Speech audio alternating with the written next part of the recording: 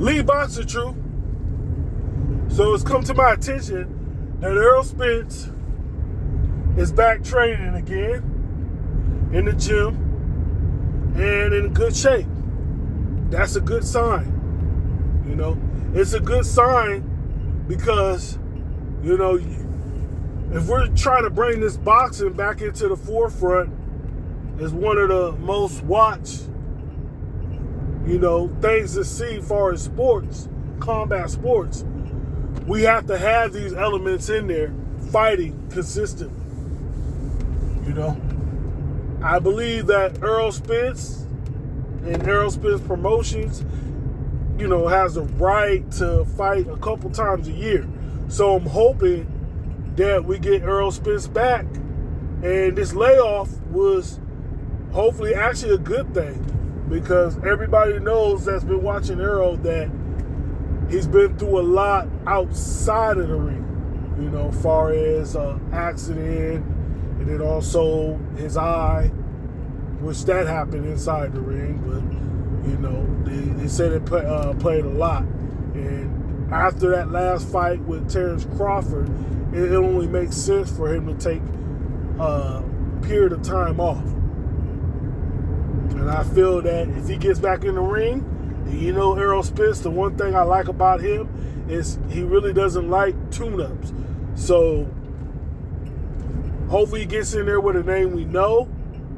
But I think everybody would agree, if it's with somebody we really don't know, or if it's not with a belt and he's at 154, everybody can respect him getting in there for the first time in a while and testing the waters.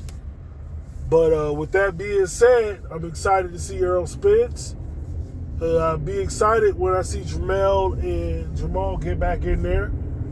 You know, having that in the mix and just getting boxing back to boxing and getting people back to fighting, because then we can make these big fights happen. But they got to be consistently fighting, because they got to be in there. It's just like anything, you know, out of sight, out of mind. To the fans, if you're not there, they don't see you consistently fighting, you know, they're not going to really want to see you. So with that also being said, though, us as fans, we got to realize when a fighter loses a fight, it's not the end of the world. It's okay. We can get another fight. We can get another big fight. Maybe that person lost to one of the best, that's considered one of the best in the world. So we seen Errol Spence lose, but we just seen Canelo lose too. We got to say right now is the pound for pound best in the world. So now can you say, okay, he lost to Terrence Bud Crawford, but is any other fighter going to do him like Terrence Bud Crawford? Or do you see Errol Spence going up to 154 and doing pretty good at 154? Do you see him grabbing another belt? And is Errol Spence going in there to cement his legacy, to make sure that he's considered straight up Hall of Famer? I believe if he catches another belt at 154, so he got one at 147, unified at 147, he go and unify at 154, or go and grab a couple belts at 154, and then he steps up to 160, ends his career at 160.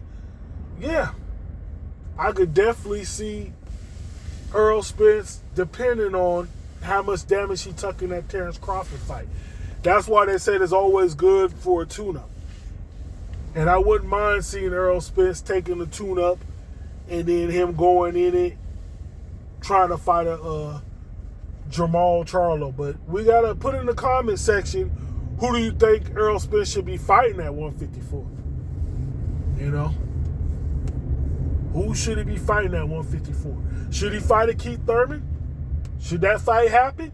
Because people wanted to see that fight, or is it too long overdue and nobody wants to see that fight?